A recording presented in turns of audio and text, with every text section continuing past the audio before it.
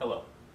In this section I'm going to be discussing the best quality firearms to take with you when what you have to leave with is what you can carry. There's two major functions for a firearm. One is the gathering of food and your primary means of sustenance. The other is going to be for defense. Now there's almost too much information on this, and it's something that you could spend an hour doing a video about, so I'm very roughly going to discuss what I chose and why. Now for me, my primary hunting rifle is your classic 22 long. There's several reasons. One, and maybe one of the most primary reasons, is it's not overpowered for small game. There's a lot of people who hunt with a 12 gauge, which is great if you're going to be taking out deer or something like that, even geese. But for small game, for squirrels and rabbits, the 22 leaves most of the meat intact. In addition to that, people are out there with the 12 gauge. The rounds are this big and weigh several ounces, and you can carry 550 22 rounds for the same weight as 20 12 gauge slugs. And looking a little more closely at the 22, I chose the Marlin 795, all stainless steel. This is drop forged stainless steel. There's no welds or seams on the inside. It's going to require less cleaning than your traditional blackened steel.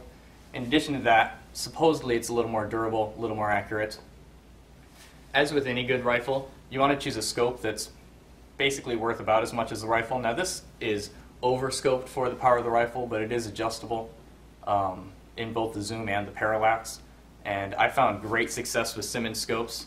Their asymmetrical lenses are absolutely excellent for the price. And for around $100 you can get a really good scope that's going to last you. There's also another choice, and that's to go with tube fed or magazine. I went with magazine fed for a couple of reasons. One is you can have several ready. The other is when the tube breaks, if the spring inside breaks, your gun is going to be single shot forever.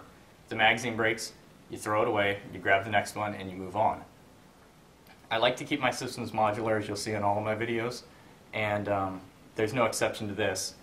As far as ammunition, I found two kinds of ammunition that work really well. Now 22s are notoriously finicky, and the correct choice of ammunition is very hard to say that one's going to work in every gun.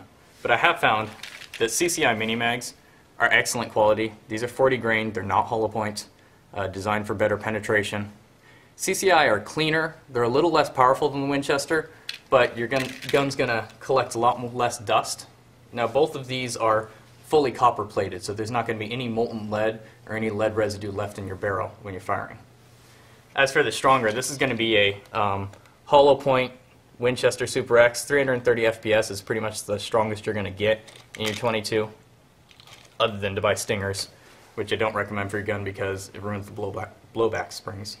So, in my 22 I found that a couple hundred rounds of very good quality ammunition and one very dependable 22 rifle.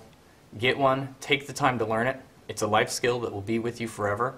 And in this area particularly, there is an abundance of birds, ducks, geese, rabbits, squirrels, small game. People are trying to take out long game. They put all their eggs in one basket, and one of the things that they do is they rely on their 30-06.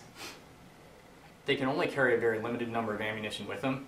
In addition to that, when you take out a deer, there's hanging required, there's smoking of the meat if you wish to preserve it. When you stick with the 22, when you stick with that small game, you have a better chance of kills, and when you do, you can eat it immediately, no preparation required, and no smoking or preservation techniques that are going to not only bring crowds, but they're going to draw bears and other animals into the area.